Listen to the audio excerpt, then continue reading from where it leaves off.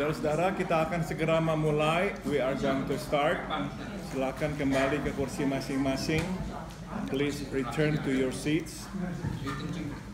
Mari kita membuka Injil Yohanes pasal 2. Please turn your Bible to the Gospel of John chapter 2. Dan kita akan membaca ayat 18 hingga ayat 22. And we are going to read from verse 18 to verse 22. Injil Yohanes pasal 2 ayat 18 hingga 22. The Gospel of John chapter 2 verse 18 to verse 22. Mari kita membacanya bersama-sama. 1, 2, 3. Orang-orang Yahudi menantang Yesus, katanya, "Tanda apakah dapat kau tunjukkan kepada kami bahwa engkau berhak bertindak demikian?"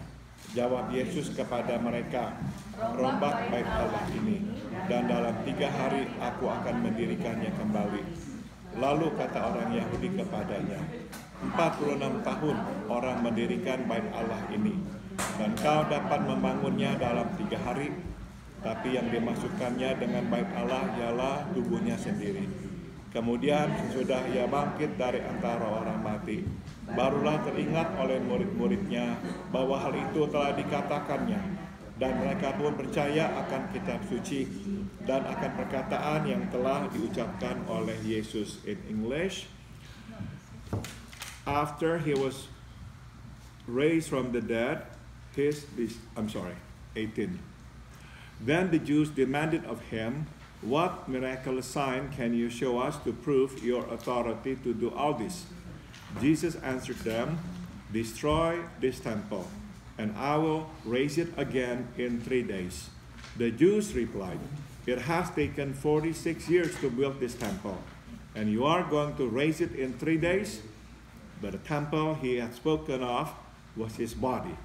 After he was raised from the dead, his disciples recalled what he had said, and they believed the scripture and the words that Jesus had spoken. Mari kita berdoa. Let us pray. Kami sudah membaca firman-Mu, ya Tuhan. Sekarang kami mohon, bukalah mata hati kami, supaya kami boleh mengerti dan menerima firman-Mu. We have read your word, O Lord. Now we pray. Please now open our eyes, our hearts, so that we may see and receive your word. Dalam nama Tuhan Yesus kami berdoa. In the name of Jesus we all pray. Amen. Halaman 35, page 35. Dapat dibayangkan betapa terkejut dan marahnya. Tambahkan kata marahnya.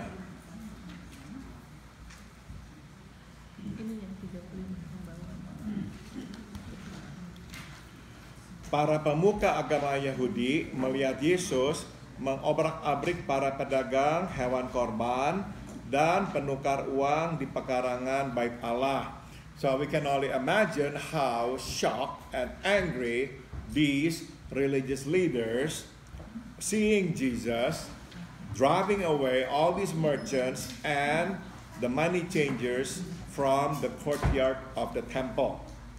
Namun karena pengaruh Yesus yang begitu besar pada saat itu, mereka tidak berani, tambahkan kata berani, berbuat apa-apa. But because of the influence, or the great influence of Jesus at the time, they dare not do anything. Mereka hanya dapat meminta Yesus untuk memperlihatkan tanda atau otoritas. Tambahkan kata otoritas. So what they could do, they could only ask Jesus or challenge Jesus to show a sign or authority. On what authority you are doing this? Tanda yang Yesus berikan kepada mereka adalah, runtuhkanlah bait suci ini, dan dalam 3 hari aku akan membangunnya. And the sign that Jesus gave them was, destroy this temple, and in 3 days I will rebuild it. Di sini Yesus tidak membicarakan tentang bait Allah yang jasmaniah. Tambahkan kata jasmaniah. melainkan bait Allah yang rohania, yaitu tubuhnya sendiri. So here, Jesus is not talking about the physical temple, but he's talking about the spiritual temple, which is his own body. Dengan kata lain, tanda yang Yesus berikan adalah kematian dan kebangkitannya. Tambahkan kata kematian. In other words, the sign that Jesus gives them is his death and his resurrection. Karena tidak mengerti jawaban rohania ini, para pemuka agama Yahudi lalu bertanya dengan bingung. 46 tahun orang mendirikan bait suci ini, dan engkau dapat membangunnya dalam 3 hari. Because they do not understand this spiritual response or answer, these religious leaders then asked to Jesus out of confusion, well, it's taken these people 46 years to build this temple, and so he said, how can you build it in 3 days? Saudara, mari kita sekarang pelajari sedikit tentang latar belakang bait Allah ini. So let's take time to know more about the temple, the place where they worship the Lord God in Jerusalem. Sebagaimana kita tahu, bait Allah pertama dibangun oleh Raja Salomo, namun dihancurkan oleh kerajaan Babel pada tahun 586 BCE, before Christian era. As we all know, the temple was first built by King Solomon, but then it was destroyed by the Babylonian kingdom around the year of 586 BCE. Sekitar 70 tahun kemudian, tahun 1516 BCE atau sebelum Masehi, bait Allah dibangun kembali oleh Zerubbabel setelah pembuangan di Media Persia. About 70 years later, in the year of 516 BCE, the temple was rebuilt by Zerubbabel after the exile in Media Persia. Nah, inilah kali kedua bait Allah dibangun. So this was the second time the temple was rebuilt. Pada masa pemerintahan Raja Herodes Agung, sekitar tahun 19 BCE, bait Allah dipugar dan diperluas. So in the reign of Herod the Great, around 19 BCE, the temple was renovated and expanded. Jadi pada saat Yesus mengusir para pedagang di bait Allah, pemugaran dan perluasan bait Allah masih berlangsung walau sudah berjalan selama 46 tahun sebagaimana dikatakan oleh pemuka agama Yahudi itu. So at the time Jesus drove away all these merchants from the courts temple, the renovation or the restoration of the temple was still ongoing, even though it had gone on for 46 years, as stated by these religious leaders. Pembangunan itu masih berlanjut setelah kematian dan kebangkitan Yesus, dan baru selesai sekitar tahun 64 CE, sesudah Masehi. So the building, the renovation still went on even after the death and the resurrection of Jesus, and it was not completed until the year of 64 Christian era, CE. Jadi saudara, misalkan Yesus itu meninggal dunia tahun 33-34, berarti pembangunan itu masih berjalan sekitar 30 tahun lagi. Berarti perluasan bait Allah itu memakan waktu sekitar 46 plus 30 berapa? 76 tahun. Ya. So suppose Jesus died around the year after 34 AD. That means the rebuilding or the expansion of the temple still went on for another 30 years. So 30 plus 46. It was not completed until 76 years. Nah, ini ironinya saudara-saudara. Pada tahun 70 sesudah Masehi, atau 6 tahun setelah selesai dibangun, Bait Allah diluluh lantakkan oleh Titus, Jenderal Titus, putra Kaisar Vespasian dari Roma. The irony is, in the year of 70 AD or 70 CE, sesudah Masehi, or 6 years after the restoration was completed, the temple was destroyed by Titus, the son of Emperor Vespasian of Rome. Dan supaya kita semuanya tahu, sampai hari ini belum dibangun lagi. And as we all know, to this day, it has not been rebuilt. So, saudara yang pernah ke Israel, pernah melihat Bait Allah di Yerusalem? Tidak. Ya. Those of you who have gone to Israel, have gone to Jerusalem, no, you did not see the temple there. Sudah 2000 tahun, tidak pernah ada lagi. Ya. Nah, kita mau sekarang memetik beberapa pelajaran ya.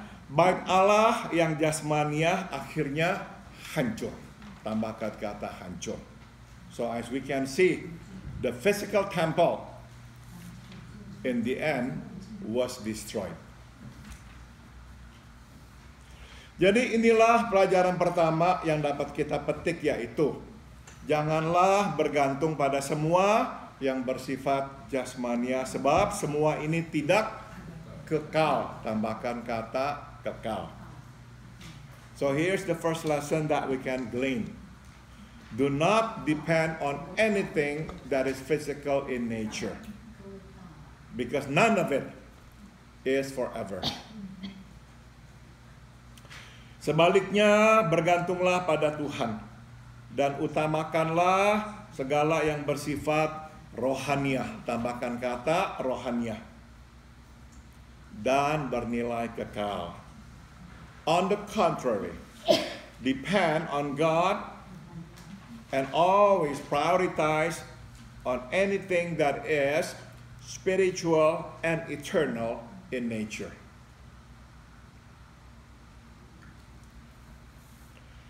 Jadi sewaktu Yesus menantang orang Yahudi untuk meruntuhkan Bait Allah, secara tidak langsung, Ia ingin menyadarkan mereka untuk tidak bersandar, apalagi membanggakan diri pada semua yang jasmania.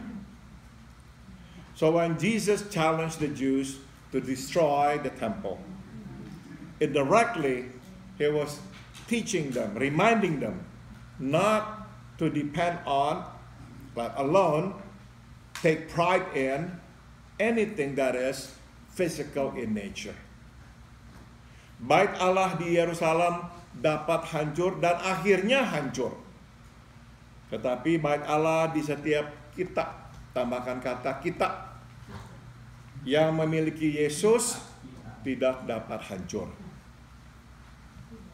So the temple in Jerusalem could be destroyed, and in the end it was destroyed. But the temple, which is inside of us, who have Jesus, cannot be destroyed. Beberapa waktu yang lalu saya melihat di YouTube saudara, gereja-gereja yang sudah kosong melompong di Amerika Serikat. Ya, a while back I saw in YouTube church buildings that were empty, vacant in America. Salah satunya yang dikasih lihat adalah sebuah gereja besar sekali. Di tahun-tahun yang lampau, saudara, anak-anak sekolah minggunya saja sampai ribuan, sehingga harus diangkut dengan bus. Years ago, there were thousands of not only the general services here, but the children who attended the Sunday school in the thousands. That's why they had to actually have buses to pick them up and send these kids home. The sanctuary was huge. Yeah, maybe it could accommodate more than 1,000 people. Sekarang kosong melompong, saudara, tidak ada orang sama sekali. But now the church is vacant. Nobody is there. Saudara, kita udah tahu itu semuanya, tapi tetap aja kita manusia, tetap aja gila-gilaan bangun-bangunin begitu. Nggak pernah belajar dari sejarah. What makes me sometimes wonder is, I don't understand is, we know that for a fact. We have learned that from history. All these buildings that we built would be destroyed. All these magnificent buildings that we say, oh, this is the house of God, or this is for God, all basically became like bricks and mortars. That's it. Nothing else. Nothing left. But then we are still crazy. We still want to build this. We want to build this because we all want to leave legacy. Many of us are so hungry for legacy. Ya, so be hungry for fried noodle aja dah ya, cukup. Jangan legacy-legacyan. Cukup ya. If you like rawon or budak itu dah. So go ahead. Go ahead. Be hungry for those. Do not be hungry for legacy. Aduh. Hancur semuanya. Percuma ya. Saudara-saudara, itulah yang terjadi pada Bait Allah. Jadi saudara, kita bisa lihat siapa yang mengizinkan Bait Allah itu untuk hancur. Tuhan. Do not forget, it was under the permission, the authority of God that His temple be destroyed. Tuhan tidak pernah menjadikan gedung itu sebagai benar-benar tempat kediamannya seumur hidup. Tidak pernah. It was never in the intention of God to make all these buildings, the temple, for example, in Jerusalem, to be His dwelling place forever. No. His dwelling place is in our heart, in our soul. That's why Jesus said to the woman in Samaria, the true worshipers worship the Lord in spirit and in truth. In spirit, not in the building. In spirit, not in the building. Oke, mari kita nyambung. Pelajaran kedua yang dapat kita timba. Sewaktu Yesus meminta mereka untuk meruntuhkan Bait Allah, secara tidak langsung Ia pun memberitahukan mereka bahwa kedatangannya ke dunia membawa tata ibadah yang baru. Tambahkan kata baru. So when Jesus asked them, challenged them to destroy the temple, indirectly, He is also telling him that His coming to the world brought a new way of worship. Yang lama sudah berlalu, tidak perlu lagi membawa hewan korban sebab Ia adalah anak domba. Tambahkan kata anak domba. Yang dijadikan korban untuk menebus dosa manusia sekali untuk selamanya. Yeah, the old has passed. There is no more need to bring all these sacrificial animals because He was the lamb, the sacrificial lamb, sacrificed to redeem the sin of man once for all. Selain itu, Ia pun adalah imam besar. Tambahkan kata imam besar.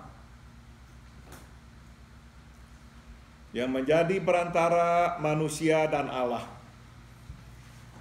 Jadi datanglah kepadanya karena Ia adalah jalan, kebenaran, dan hidup. Ya, not only was He the Lamb of God, He was also the high priest.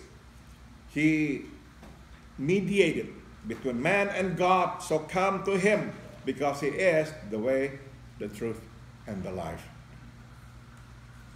Melalui Yesus kita memperoleh jalan kepada Allah. So through Jesus we have found the way to God.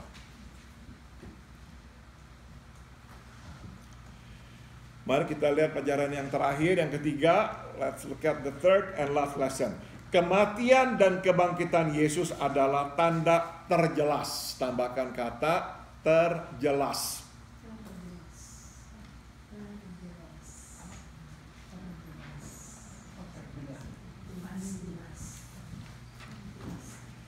dan termulia bahwa ia adalah Mesias yang diurapi oleh Allah. The death and the resurrection of Jesus is the clearest and the most glorious sign that he is the Messiah, the anointed one of God. Mujizat dapat dilakukan siapa saja. Tetapi mati, tambahkan kata mati, untuk dosa manusia, dan bangkit, tambahkan kata bangkit.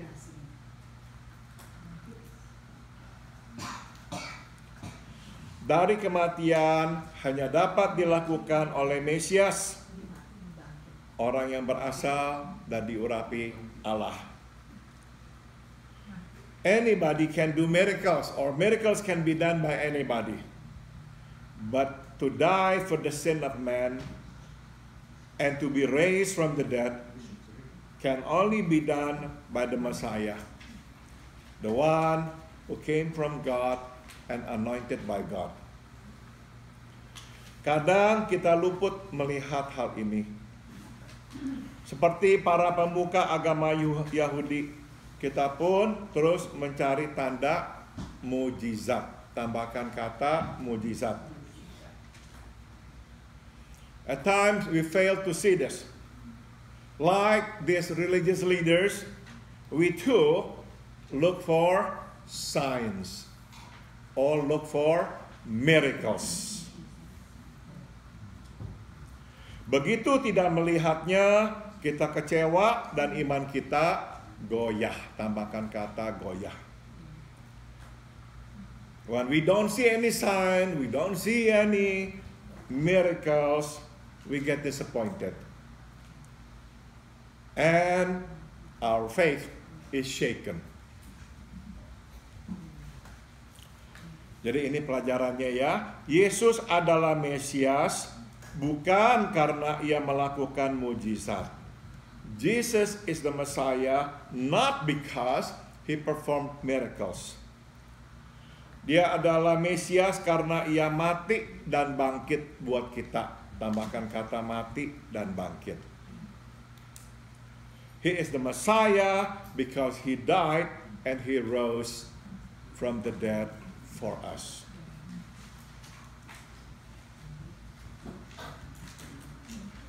Itulah tanda, tambahkan kata tanda,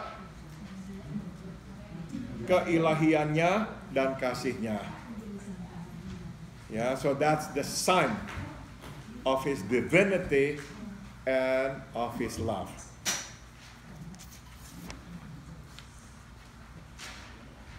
Saudara, kita manusia, kita ini mengharapkan Tuhan menjawab doa kita. We are normal human beings, so when we pray, we expect God to answer our prayers. Makanya seringkali waktu kita kok nggak mendapatkan jawaban doa kita, kita mulai ragu, kita mulai bimbang, dan kadang iman kita mulai goyah. And that is the reason when somehow God does not answer our prayers, we get disappointed and our faith begins to shake. Tapi ingat saudara, tanda bahwa dia adalah anak Allah, tanda bahwa dia adalah Mesias, bukan mujizatnya, tapi kematian dan kebangkitannya. But remember, the sign that he is the Son of God, the sign that he is the Messiah, is not the fact that he performed miracles, no. But because he died for us, and because he rose from the dead for us. That's the sign. So hang on to that sign. Ya, pegang tanda itu.